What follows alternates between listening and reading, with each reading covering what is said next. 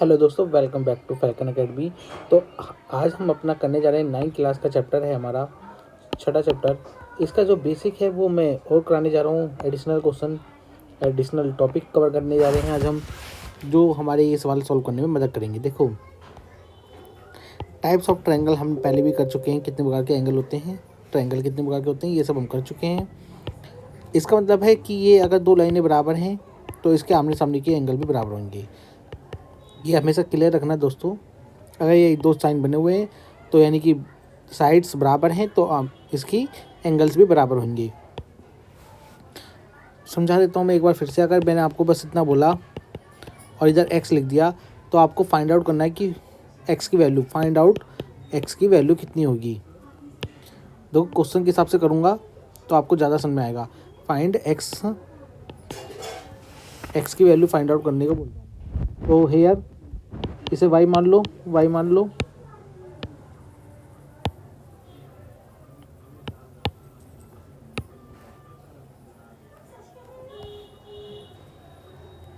तो y plus X equal to 180 degree होना चाहिए।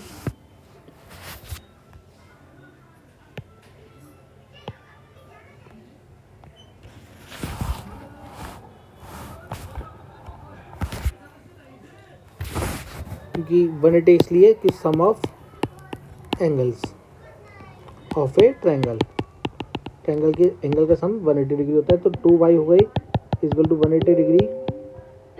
ठीक है गाइस, इसमें अगर आपको y की वैल्यू पहले, इधर अगर मैं 120 दे दूं तो आपको y की वैल्यू चाहिए पहले, तो 120 प्लस वाई इक्वल टू 180। ये चीज़ भी समझानी थी इसलिए मैंने ये पूरा फिगर एक बार में नहीं लिया। अब 120 प्लस वाई इक्वल टू 180 क्यों? क्योंकि स्ट्रेट लाइन एंगल होता है। स्ट्रेट लाइन एंगल्स आप इधर लिखोगे हमेशा। इधर आंसर में आपको लिखना है कि क्यों होते हैं ये सब चीज़ें। यहाँ से y की वैल्यू आपको मिल जाएगी 180 माइनस 120 इक्वल टू 60 डिग्री। ये आपको y की वैल्यू मिल गई। y की वैल्यू को आप फर्स्ट इक्वेशन में पुट करोगे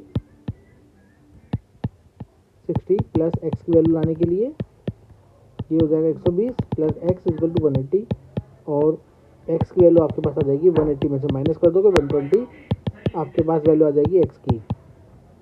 ठीक है गाइस, तो एक ये सवाल हमारा पेपर में बनता है।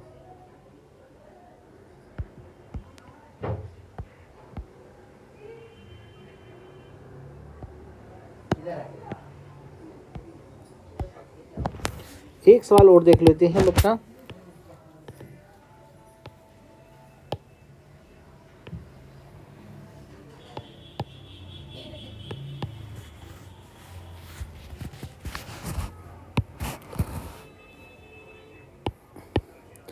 जब लाइन पैरेलल चल रही होती है, जब लाइन पैरेलल क्या होती है पहले वो बता देता हूँ आपको मैं।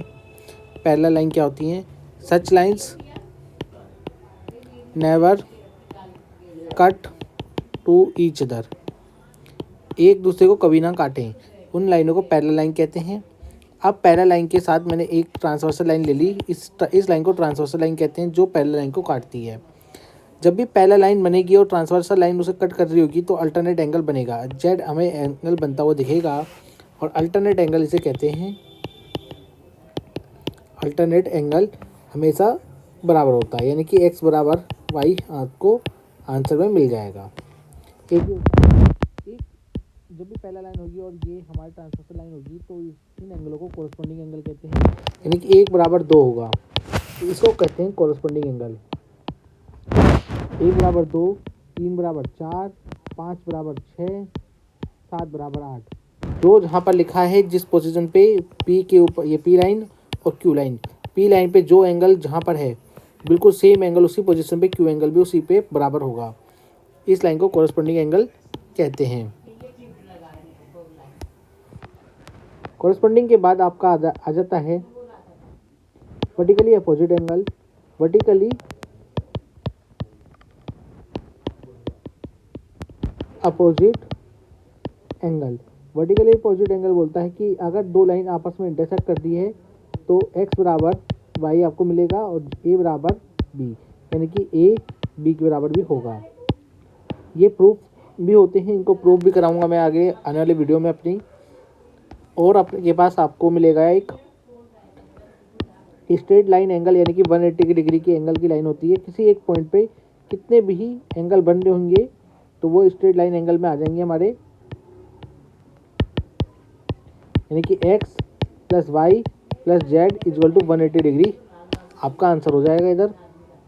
तो आपने 3-4 एंगल पढ़ लिए। पहला पढ़ लिया आपने वर्टिकली अपोजिट एंगल, मान के चलो। दूसरा अल्टरनेट एंगल, स्ट्रेट एंगल पढ़ लिया आपने।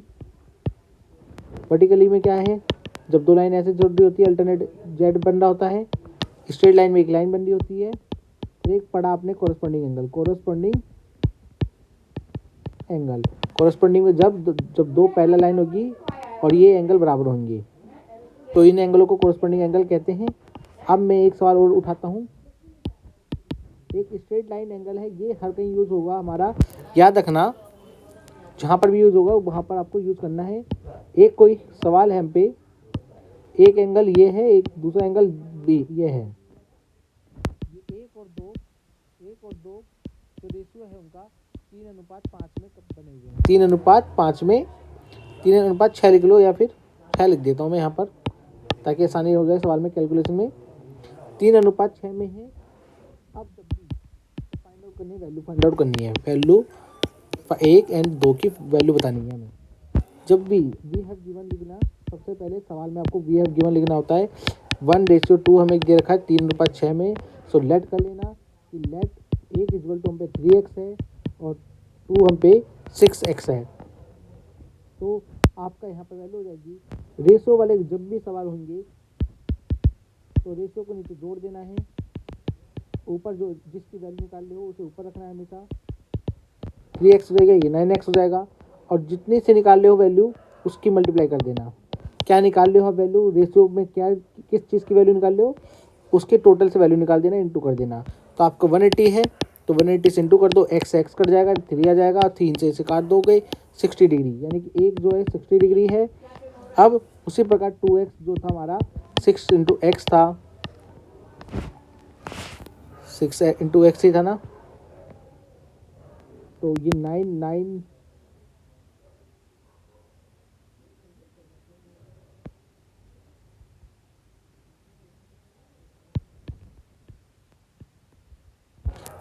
देख लेता हूँ एक बार कैलकुलेशन सही हुई है कि नहीं हुई है।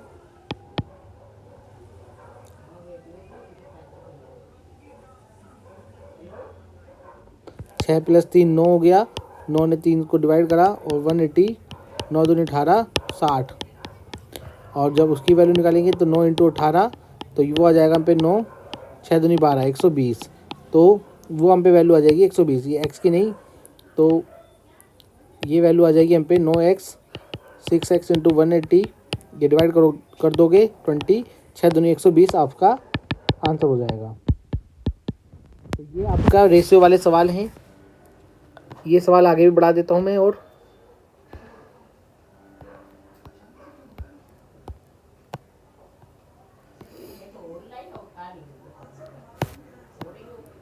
अगर आपके पास कॉरस्पॉन्डिंग एंगल दे रखा है, ये एंगल भी दे रखा है 50 डिग्री, और फाइंड आउट करने को बोल रहा है कि एक्स वाई जेड और A B C find out कर दो, तो आप देखो कैसे निकालोगे। आपको पता है y इक्वल टू 50 हो जाएगा वर्टिकली अपोजिट एंगल से।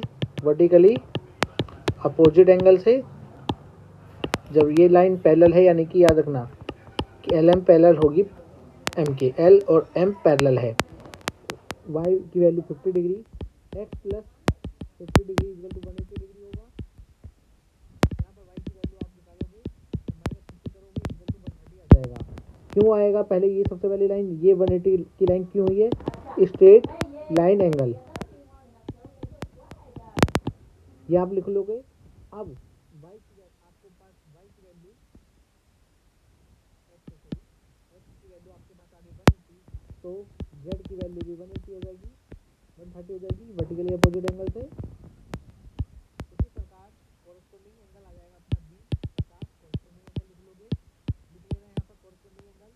a की वैल्यू भी कॉरस्पॉन्डिंग एंगल से दूसरी पूरी, और b की वैल्यू भी कॉरस्पॉन्डिंग एंगल से आप लिख सकते हो, या अल्टरनेट एंगल से y की वैल्यू भी b के बराबर होगी।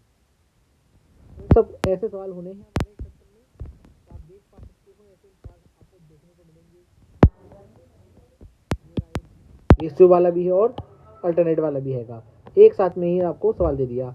ये सवाल देखो, एक लाइन है एक लाइन दे रखी है 50 + y, और यहाँ पर 127 है, यानी कि ये अल्टरनेट एंगल बन रहा है। तो अल्टरनेट से पहले इसे निकालोगे, फिर इधर वैल्यू रख दोगे, y निकल जाएगा हम अपना। ये सवाल मैं करा दूंगा आपका। Thank you guys.